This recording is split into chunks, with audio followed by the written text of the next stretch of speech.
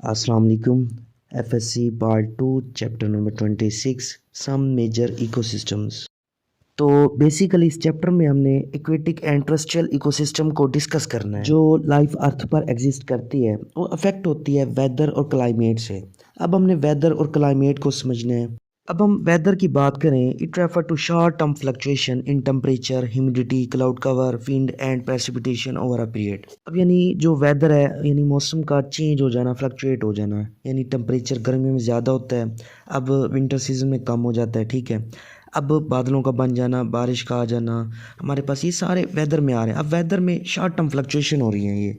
इसके बरक्स अगर हम क्लाइमेट की बात करें, it refer to overall pattern of weather that prevail from year to year even century to century in a particular region. It है उर्दू में आब हवा हम कहते हैं। तो ये एक ऐसा वेदर पैटर्न है जो साल साल मेंटेन रहता है। इसमें शॉर्ट टर्म फ्लक्चुएशन नहीं होती जिस तरह वेदर में होती है। नेक्स्ट हमारा टॉपिक है इक्वेटिक इकोसिस्टम। अगर हम लार्जेस्ट इकोसिस्टम की बात करें इस प्लेनेट पर, अर्थ पर, तो सबसे जो लार्जेस्ट हमारे पास इकोसिस्टम है सॉल्ट वाटर हो गया, जो हमारे पास ओशन है, और सी हो गया कि 71% ओशन ने कवर किया हुआ है अर्थ को, और लेस देन 1% हमारे पास फ्रेश वाटर आ जाता है। अगर हम एक्वेटिक इकोसिस्टम है इसकी प्रॉपर्टीज़ को देखें, इसमें जो पहली प्रॉपर्टी है टेम्परेचर है। अब जो टेम्परेचर है, एटमॉस्फेयर में जो टेम्परेचर बहुत अफेक्ट करता है एयर को, लेकिन जब हम वाटर की बात करें, टेम्परेचर जो है इतना अफेक्ट नहीं करता जितना हमारे पास एटमॉस्फेयर को अफेक्ट करता है। लेकिन जब हम वाटर की बात करें, अगर टेम्परेचर ज़्यादा हो जाए तो एटमॉस्फेयर का टेम्परेचर जो है डेफिनेटली ज़्यादा हो जाता है, लेकिन इतना वाटर को अफेक्ट नहीं करता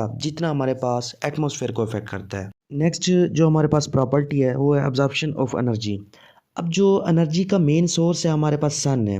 अब सनलाइट जो आती है, प्लांट जो प्रोड्यूसर हैं इनको सनलाइट को कन्वर्ट करते हैं केमिकल एनर्जी में। क्योंकि हम एक्वेटिक जो इकोसिस्टम को डिस्कस कर रहे हैं, अब इसमें जो सनलाइट है हमारे पास वो वाटर में 600 फीट तक पेनिट्रेट कर सकती है। थर्ड प्रॉपर्टी है न्यूट्रिएंट्स। अब जो अगर हम एक्वेटिक इकोसिस्टम की बात करें, जैसे हम जो है बॉटम में जाते हैं तो जो न्यूट्रिएंट हैं कंसंट्रेटेड होते जाते हैं, और इसमें जो सेडिमेंट्स हैं वो सपोर्ट करते हैं लाइफ को।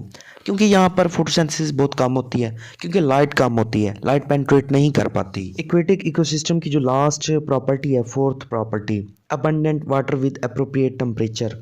अब इसको हम डिस्कस करते हैं। इसमें जो लाइफ का जो बेसिक असेंशियल जो हमारे पास रिक्वायरमेंट है वो वाटर है।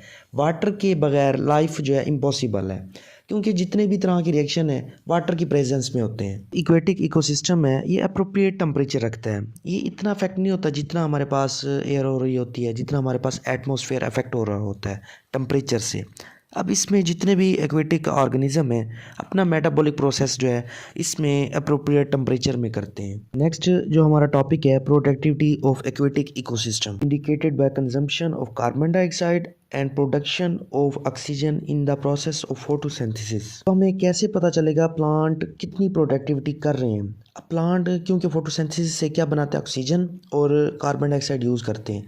अब हमने ये देखना है कितनी कार्बन डाइऑक्साइड यूज़ कर रहे हैं प्लांट और कितनी ऑक्सीजन प्रोड्यूस कर रहे हैं फोटोसिंथेसिस के ज़रिए। अब क्योंकि हम एक्वेटिक इकोसिस्टम को डिस्कस कर रहे हैं इस टॉपिक में, अब इसमें जैसे हम डेप्थ में जाते हैं, जैसे हम डीप जाते हैं वाटर में, ओशन वाटर में या सी वाटर में, तो लाइट की इंटेंसिटी कम होती जाती है।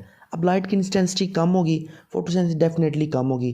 फोटोसिंथेसिस कम होगी तो हमारे पास यील्ड जो प्रोडक्टिविटी है वो भी डेफिनेटली कम होगी। तो नेक्स्ट टॉपिक के साथ कल मिलते हैं। स्टे कनेक्टेड एंड अल्लाह हाफिज़।